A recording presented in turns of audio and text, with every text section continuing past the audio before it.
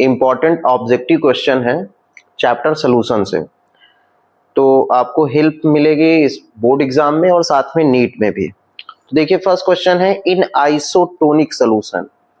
तो isotonic solution के लिए कौन सा करेक्ट ऑप्शन होगा?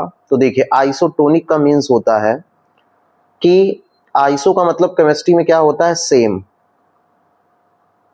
Osmotic pressure, same osmotic pressure मतलब ऐसा कोई सॉल्यूशन जिसका दो सॉल्यूशन ऐसे हो या दो लिक्विड ऐसे हो जिसका जो है सेम ऑस्मोटिक प्रेशर हो, उसे हम बोलते हैं क्या है? Isotonic solution. तो यहाँ पे करेक्ट ऑप्शन क्या होगा? ऑस्मोटिक प्रेशर इज सेम, मतलब बी।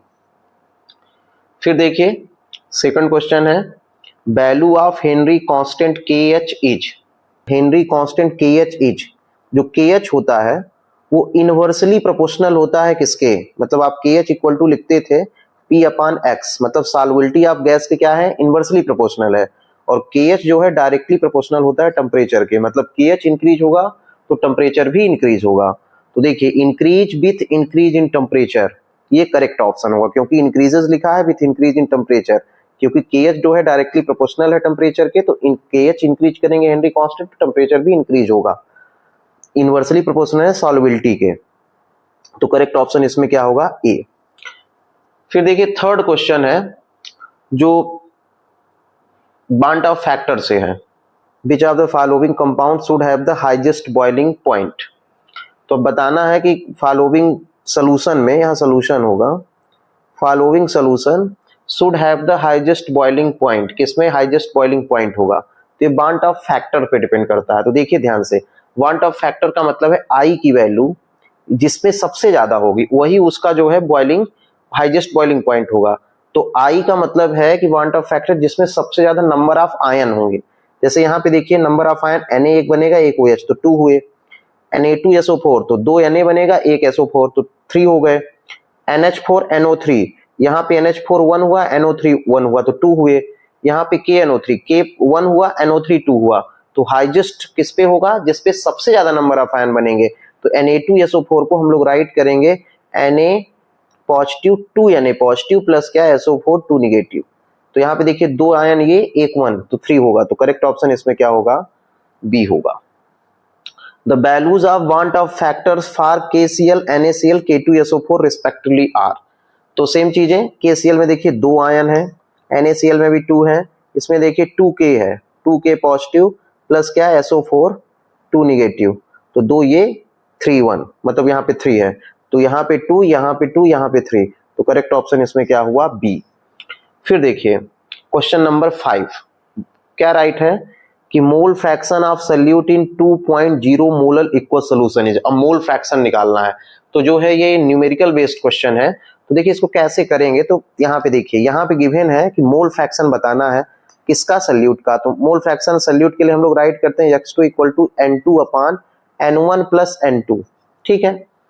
तो अब देखो N2 क्या है? N2 का मतलब नंबर ऑफ मोल है, N1 का क्या मतलब है? Number of moles of solvent है, और ये टोटल हो जाएगा सोल्यूशन के लिए मोल। तो यहाँ 2 मोलल दिया है, 2 मोलल का मतलब एक मोलरिटी गिवन है। तो यहाँ पे देखिए कितना है कि 2 मोल जो है 1000 ग्राम में डिसॉल्व है। 1000 क्यों? क्योंकि मोलरिटी को हम लोग डिनोट करते हैं कि number of moles of solute dissolve in 1000 या 1 kg ऑफ सॉल्वेंट। तो देखिए N2 की वैल्यू कितनी हो गई? 2 मोल है। N1 निकालना है, तो N1 कैसे निकालेंगे? N1 इक्वल टू होता है W1 अपॉन M2 M1, मतलब N1 इक्वल टू होता है W अपॉन M1। तो mass of solvent upon molar mass of solvent, तो मास कितना है सॉल्वेंट का? क्योंकि यहाँ पे 2 मोलर लिखा है, तो मतलब 2 मोल जो है 1000 ग्राम में है, तो 1000 हो गया, अपॉन कितना? वाटर का जो है मोलर मास 18 होता है, डिवाइड करेंगे तो 55.55 आएगा। तो इसे सॉल्व करेंगे तो देखिए कितना हो जाएगा, यहाँ पे 2 अपॉन N1 की वैल्यू कितनी आ गई? 55.5 प्लस कितना? N2 की वैल्यू 2, तो करेंगे तो 2 अपॉन कितना? 57.555। तो देखिए कितना हो जाएगा, इसको यदि हम डिवाइड करेंगे तो इतना आंसर आएगा, मतलब सी। तो करेक्ट ऑप्शन क्या है यहाँ पे? सी।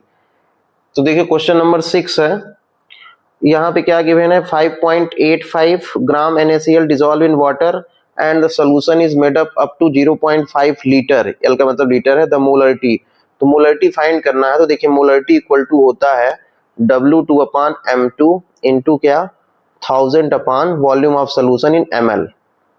तो देखिए W2 कितना है, तो यहाँ गिवन है 5.85 इंटू 1000। मोलर मास NaCl का कितना होगा 58.5 into volume of solution 0.5 litre, मतलब कितना हो जाएगा 0.5 लीटर का मतलब होता है कितना कि यहाँ पे हो जाएगा 100 ml।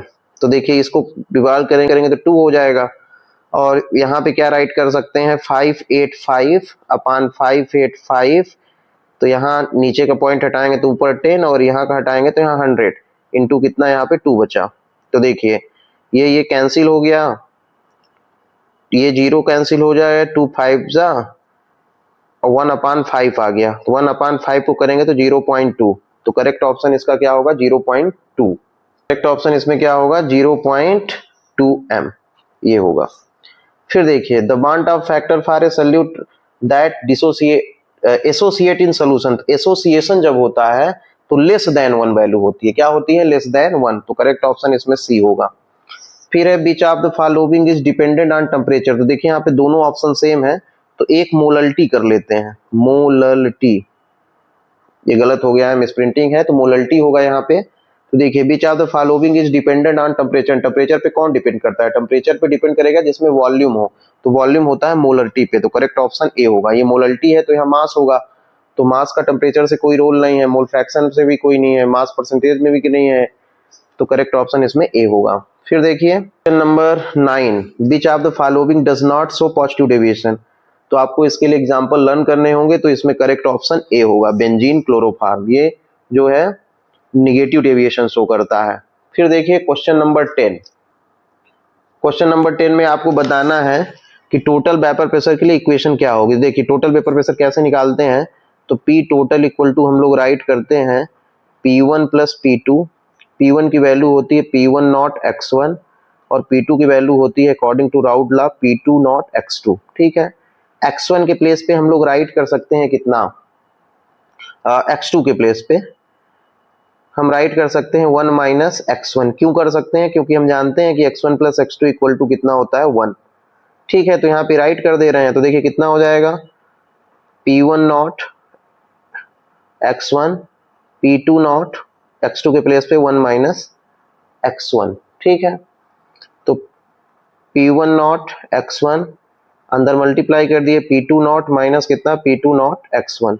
तो इसको क्या राइट कर सकते हैं, देखिए P2 नॉट x1 है, इसको एक साथ कर देते हैं, तो यहाँ पे हम लोग राइट कर सकते हैं, देखिए P2 not plus P1 not x1 minus P2 not